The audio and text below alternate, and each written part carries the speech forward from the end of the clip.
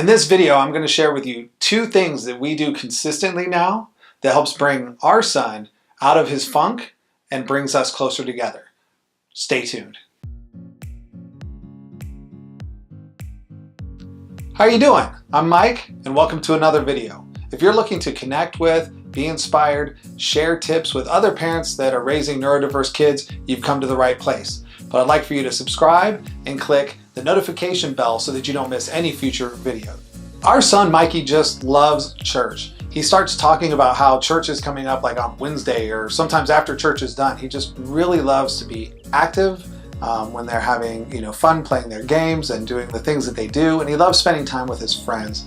And this past weekend, we're all trying to get into church, and as soon as we get into the foyer where they're welcoming everybody, he just plops on the ground.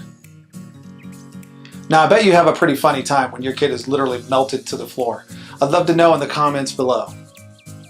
Now, in the past, I would have probably just picked him up and tried to shake him out a little bit, like to get him to stand up or something like that, or just try to cajole him, or even just pick him up and carry him into where we were going. But over the years, we've learned that if we do these 2 simple things, it makes it a whole lot better all around. It starts real simply. I get down on his level. I literally get down and sit down with him, or my wife will sit down with him as well, and we listen to why he's upset. And it takes a second for him to really get to the root cause.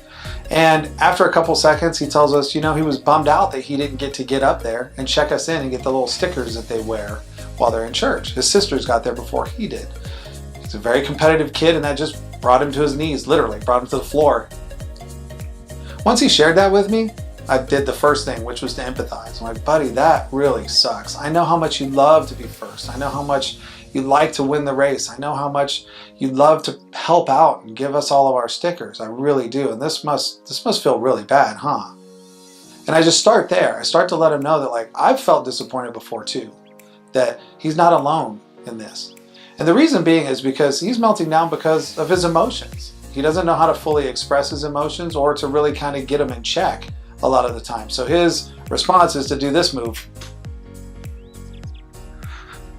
and just kind of flop on the ground. You've seen it. I did a poor impersonation of it, but thanks for putting up with me.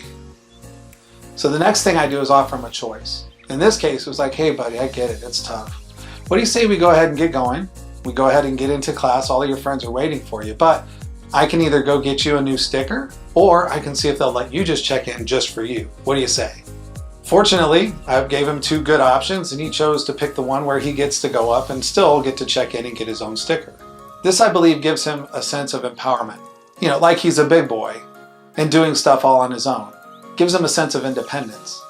So as soon as he makes his choice, but before he goes and does it, we take time to get a little bit of a hug. So to get him up off the ground, I empathized. I let him know that I've been there and I've felt bummed out about things before. And then I offered him a choice so that he could have power back in that decision and in that moment. And I got the added bonus of getting a big squeezy hug from him as well. So I believe what this results in is a little bit of a closer connection between him and us as parents, but it also shortens the amount of time that he's bummed out and having a fit. I think that over time, this is going to help teach him how to handle his emotions as well. If you're looking to connect with other parents of neurodiverse kids, pick up tips and tricks and be inspired, connect now by clicking the subscribe button and the bell notification so you don't miss out on our next video. Thank you so much for watching, and I'll see you next time.